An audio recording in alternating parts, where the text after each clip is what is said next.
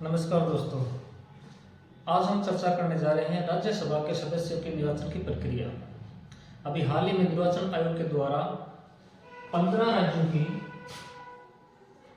की 56 जो सीटों के ऊपर जो निर्वाचन की प्रक्रिया है वो जारी है। 27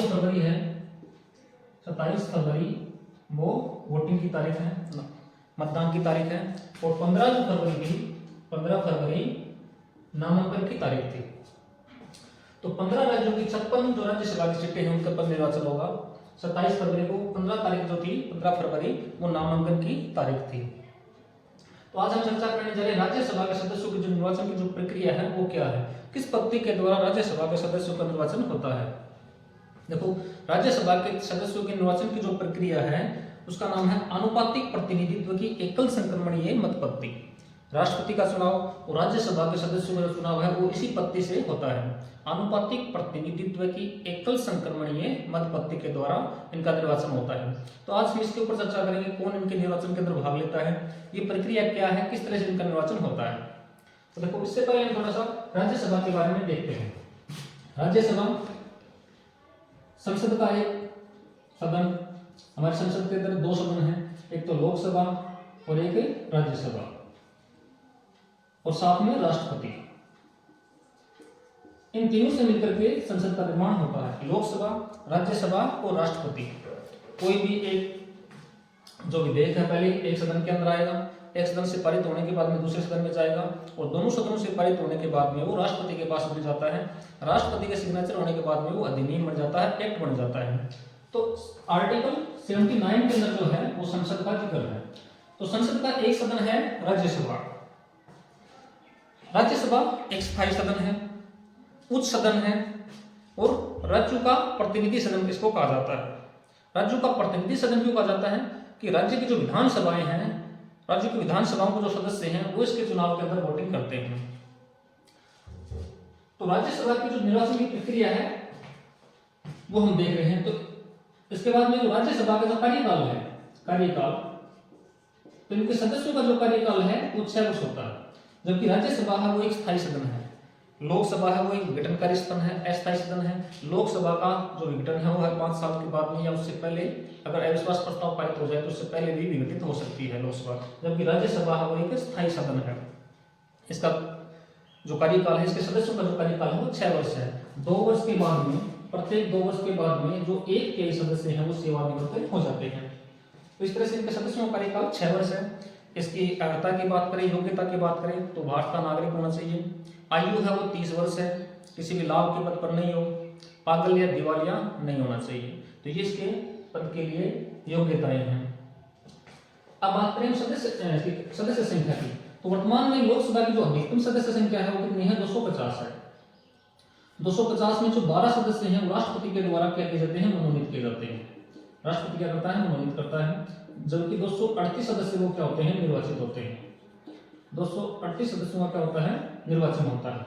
जबकि वर्तमान सदस्य संख्या वो कितनी है, 245 है। 245 में 12 सदस्य तो क्या होंगे, मनोनीत होंगे, और 233 सदस्य क्या हैं, वो निर्वाचित होते हैं। तो ये वर्तमान में सदस्य संख्या है। अभी सदस्य आएंगे कहां से, प्रत्येक राज्य के अंदर राज्यसभा की अलग अलग सीटें हैं। जैसे राजस्थान की बात करें तो राजस्थान के अंदर राज्यसभा की 10 सीटें हैं। तो ये वर्तमान में सदस्य संख्या है 245। जो 12 सदस्य हैं इनका जो मनोनयन है वो राष्ट्रपति के द्वारा किया जाता है। कहां से, कला, साहित्य, विज्ञान और समाज सेवा। कला, साहित्य, विज्ञान और समाज सेवा के क्षेत्र से 12 सदस्यों को राष्ट्रपति के द्वारा क्या किया जाता है, मनोनयन किया जाता है। जबकि 233 सदस्य जो है वर्तमान के अंदर वो क्या है, निर्वाचित होते हैं। तो निर्वाचन की जो प्रक्रिया है वो क्या है, देखो निर्वाचन की जो प्रक्रिया है उसका नाम है आनुपातिक प्रतिनिधित्व की एकल संक्रमणीय मत प्रणाली। तो इसके अंदर निर्वाचन के अंदर भाग कौन लेता है, सभी राज्यों की जो विधानसभाएं हैं, विधानसभाओं के निर्वाचित सदस्य इसके निर्वाचन के अंदर भाग लेते हैं।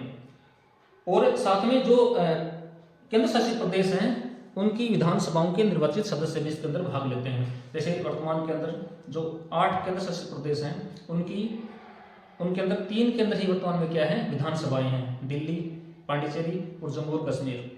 तो वर्तमान में 3 तो जो राज्यसभा के केंद्र शासित प्रदेश है उनकी विधानसभाएं और सभी राज्यों की जो विधानसभाएं हैं उनके निर्वाचित जो सदस्य हैं वो इनके अंदर निर्वाचन के अंदर भाग लेंगे।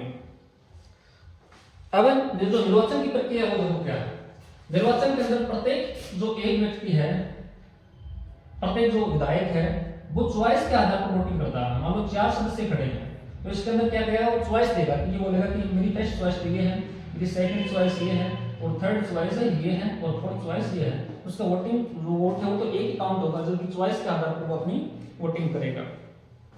प्रत्येक जो विधायक है उसके 100 वोट माने जाते हैं, एक विधायक के 100 वोट माने जाते हैं। तो निर्वाचन की प्रक्रिया पे देखो क्या है, इसके लिए एक न्यूनतम कोटा निर्धारित किया जाता है, न्यूनतम कोटा निर्धारित किया जाता है।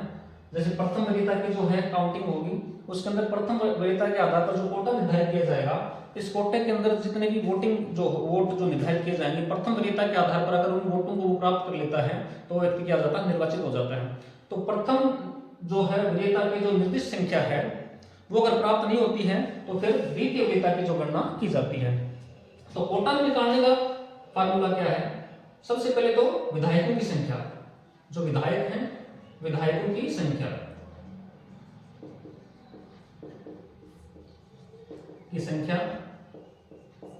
गुणा 100 बटे में क्या करेंगे, जहां पर जितनी राज्यसभा की सीटें खाली हैं, हम बात करते हैं जैसे 4 राज्यसभा की किसी स्टेट के अंदर 4 राज्यसभा की सीटें खाली हैं तो 4 और यहाँ करेंगे प्लस 1 और यहाँ करेंगे प्लस 1। तो ये फॉर्मूला है न्यूनतम जो कोटा है वो निर्धारित करने का सूत्र।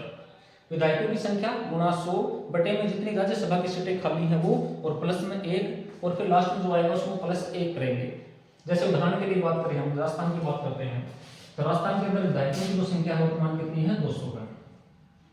इसको किससे मल्टीप्लाई करेंगे, 100 से मल्टीप्लाई करेंगे। बटे क्या करेंगे, मान लो राज्यसभा के वर्तमान में 4 सीटें खाली राजस्थान के अंदर तो यहाँ क्या करेंगे 4 प्लस 1, अब ये और यहाँ क्या हो जाएगा प्लस 1। अब इसको देखो मल्टीप्लाई करेंगे, ध्यान कितना आ जाएगा 20,000 और 20,000 को किससे भाग देंगे, 5 से भाग देंगे तो कितना आ गया 4,000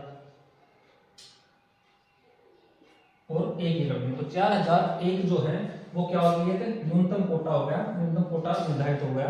4,001 के अंदर देखो एक जो व्यक्ति है, एक जो विधायक उसके 100 वोट मान्य होते हैं तो 4,001 तो 100 वोट एक के हैं तो यानी 41 वोट। प्रथम वरीयता के आधार पर 41 जो विधायक हैं उसका अगर समर्थन किसी कोई विधायक, कोई राज्यसभा का सदस्य जो खड़ा हो रहा है, जो सदस्य खड़ा हो रहा है तो 41 जो वोट हैं वो 41 सदस्यों का जो समर्थन प्राप्त कर लेता है प्रथम वरीयता के आधार पर तो वो क्या हो जाएगा, निर्वाचित हो जाएगा। तो आइए ये फार्मूला आपको समझ में आया होगा। न्यूनतम कोटा निर्धारित किया जाता है उस राज्य के विधायकों की संख्या गुणा 100 बटे में जितनी सीटें वहां पर खाली हैं, 2 है 3 है 4 है वो, और प्लस करेंगे 1, उससे भाग देंगे और प्लस में जितनी संख्या आएगी उसको हम एक जोड़ेंगे। तो इस तरह से न्यूनतम कोटा है वो निर्धारित किया जाता है। और प्रथम वरीयता की जो निर्दिष्ट संख्या है तो ये होगी प्रथम, ये निर्दिष्ट संख्या। अगर कोई प्रथम वरीयता के आधार पर 41 विधायकों का समर्थन प्राप्त कर लेता है तो वो निर्वाचित हो जाता है। और प्रथम वरीयता के आधार पर अगर ये इतना कोटा प्राप्त नहीं होता है तो फिर सेकंड चॉइस देखी जाती है सभी विधायकों की। सेकंड चॉइस के अंदर संख्या वो कितनी आ रही है, तो सेकंड चॉइस के अंदर अगर 41 विधायकों का समर्थन प्राप्त हो जाता है तो व्यक्ति को क्या निर्वाचित हो जाता है। तो ये थी राज्यसभा के सदस्यों के निर्वाचन की प्रक्रिया। कौन भाग लेता है इसके अंदर, राज्य की विधानसभाओं के सभी निर्वाचित सदस्य और केंद्र शासित प्रदेशों की विधानसभाओं के निर्वाचित सदस्य। आई होप आपको ये समझ में आया होगा।